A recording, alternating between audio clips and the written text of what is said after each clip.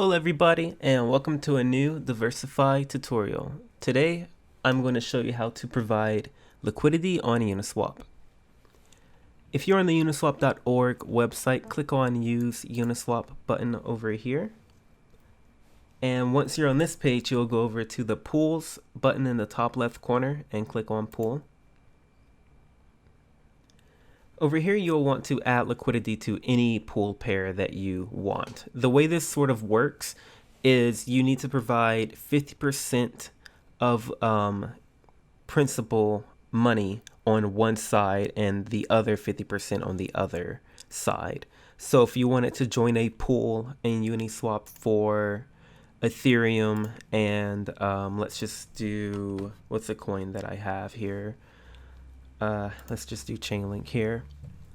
I will need to provide, if I wanted to do, say, $1,000, I would need to put $500 into Ethereum and then $500 into Chainlink, and that will be my $1,000 total. So if you only had, say, $1,000 total in Chainlink, there currently is not a way to provide all $1,000 into Chainlink only without providing a pair. You will need to provide its pairs. That way, so the pool will have something to swap with.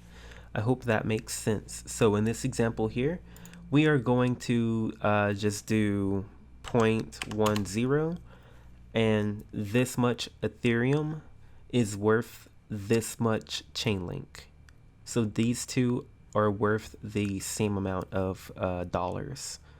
We'll click on that supply button. For you guys, if you've never done this, you'll have a confirm button, which is going to give Uniswap the ability to provide these assets as a pair into a pool. So you have to confirm that or approve it first.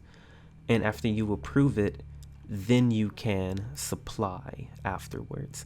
I've already supplied this pair before in the past, so I don't have to do any approvals. I will just supply right now. And confirm supply.